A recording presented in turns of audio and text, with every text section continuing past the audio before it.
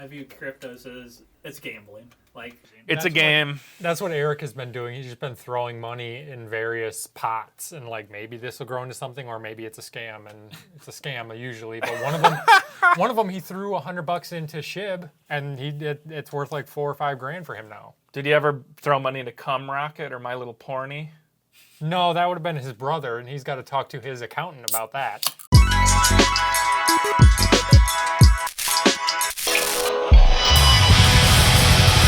Ethan did make money on both of those. He made money on My Little Pony, and he's gonna meet with his like financial advisor when it comes to tax time, and they're gonna be like, "All right, we need to learn from we got to learn about all your earnings." He's like, "Well," he's got to be like, "Well, as you can see here, I made some money off of Dick Pickle or whatever, you know." Bean Flicker crypto. Oh yes, dude, we could talk about this quite a bit. What is it? Worst job you've ever had. It was November of 2011. I started in March. I walked into a warehouse and I turned my head to the right and I saw a thin, sexy, she was sexy, dude. She had no ass, red-headed lady with tattoos wearing that exact hat. And I was sexually aroused. And I go up to introduce myself. That's not a chick. I think that's a dude. I walked up and you were like, "Hi, I'm Luke." I was like, "Hi, I'm Matt." And then I was just like, "Wow, what a f***." And I walked away. That wasn't the worst job I've ever had. That's one of them. We could just throw that one out right there. All right. Let me tell that story accurately. I worked at a lumber yard starting March 2011, and I fucking hated it. It was not a good job. Minimum wage, $7 an hour at the time. But everyone you've seen on this program basically has worked at this place. Everyone except for Eric, because he's not very employable. Sean? Yeah. So this show is held together. Damn! This show, the glue that holds this show together is a pile of shit building in our town. We literally did meet and became instant best friends. It's weird. Like I've had friends that I have known since literal birth. One of my friends, Eric from our show, his older brother, Ethan, him and I legitimately were born together. My mom and his mom went into labor 16 hours apart from one another in the same hospital, like rooms apart from one another, and then we ended up living 2 houses apart from one another. So we essentially have known each other since birth, and it's adorable. But as soon as I met you, I was like, fuck off, Matt's my new best friend. And obviously I'm still very close to Ethan. I have a few very close friends, and Matt just like, I don't know, it was what's that song? So let's backtrack, because I have one before what we're talking about. All right, so my first job, technically, I got a seasonal job at Home Depot. I was a cart cowboy. I was too young to give a fuck. Like, I didn't care. Yeah. So I took all the carts and I'd put them in one spot, and like this woman came up to me. It was like, "You have to put the carts at the other door too." And I just didn't want, because it was too far. I just didn't want to walk over there. So you got fired? No. Oh. I worked there for a week and a half, and then I got hired at Meijer. Retail is such an interesting prospect because, dude, who knows what you're going to see, what you're going to be exposed to. It's probably similar to working as an EMT. Right. Like today I might be exposed to human shit somewhere. Yes. And that probably happened to you.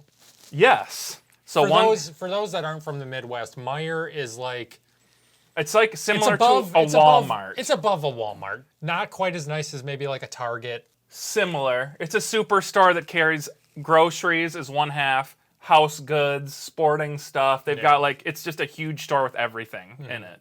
There's a lot of older people that come to the store and buy things. So they would get on Amigos. So one time this guy got an Amigo and he shit his pants and didn't realize he shit his pants.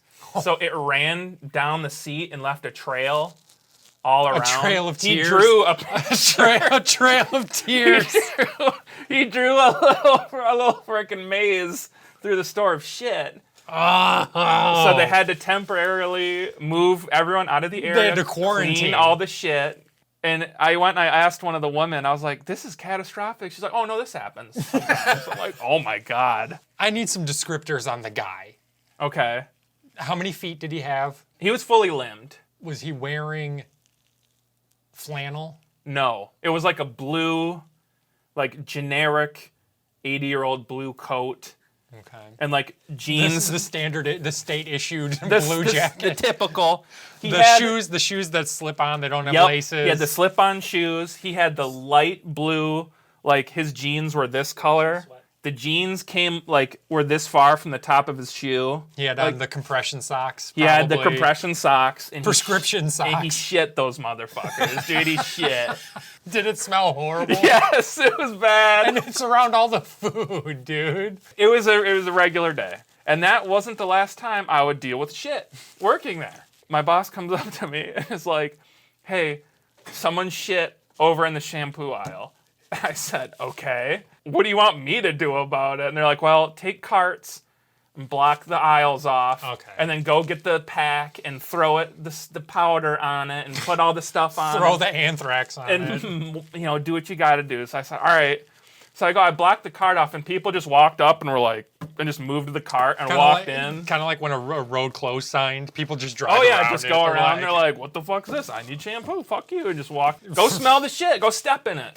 Make my day and slip in that shit. So that was one. The worst. This was worse than the shit. Either the shit stories. So wait, we have 3? Oh, this is. There's a puke one now. There's so many aspects of this that I don't get about a mother with a small child, like maybe 3 or 4, in the little thing on the cart. Mm-hmm. Walking around, kid vomits, and I've never seen that much puke in my. I said, did he puke? And then she had to have puked on top of it.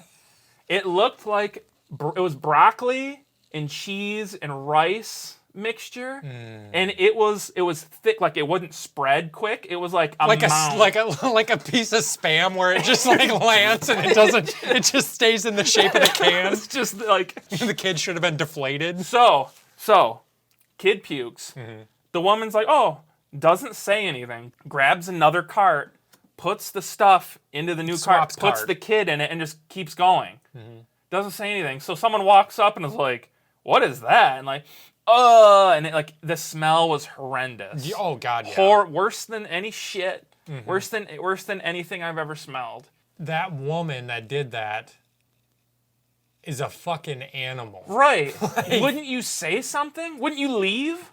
No one gives a flying fuck about anyone. She had to get her shopping done. He was done puking. This 30-pound child just puked 40 pounds of vomit up. So I like. Did you have to clean it? It was so much. Oh yeah, I cleaned clean it, and it was worse. It was so bad. The supervisor was like, "You have to," and I was like, "I'm 18 years old with no bills and no response. I'm working for Pokemon cards right now, basically. Yeah. I don't have to do a whole lot of things." This included. People would like let their kids, like the toy section was like a daycare almost. It's like, no, keep your eyes, because the kids would just run around, stick their arms into the board games, just whee, and run all the way down. So after Meyer, you worked with us at the lumber yard. Yes.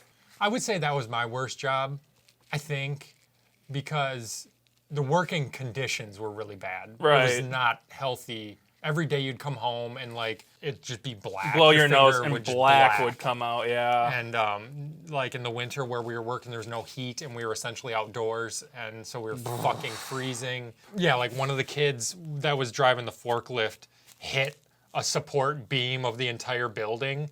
I think what he did was he was driving like this, and like obviously there's no heat, so we had like layers of because we were literally outside in the wind unloading trucks. He had like pajama pants, jeans, a coverall, like long johns, 2 pairs of socks. He had you're bundled up. I think he was driving backwards and he had his leg on the lift.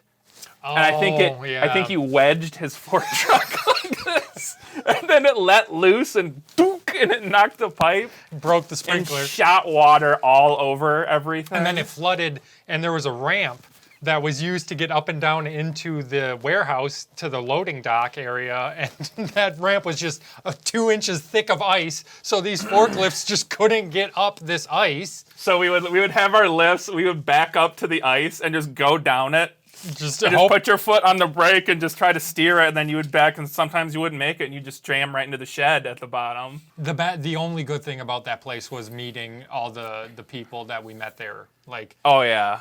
the place was it's a lumber warehouse situation, and it had a store connected to it, and that store had 2 security cameras watching like the front door and then the main floor or whatever. But the workers, we had Maximum security. We had like a dozen security cameras Yeah. watching the workers to make sure that we're working. So they trusted the general public. Right. The fuckers filling shopping carts with puke and bullshit Right. at Meijer, they trusted them more than they would trust us. Oh yeah. I remember when your dad was driving and there was a wall that he just drove his forks right into. It's like, dude, you were a semi-truck driver. You can't handle this forklift. That was bad. I remember one time in the break room, someone that we worked with walked in. The person took their socks off, put them in the microwave for 10 seconds, and then just didn't clean it. So I was like, fuck. I'm pretty sure people came in and heated up their food in there. Someone had their stinky ass wet socks in there to just crisp them up real quick.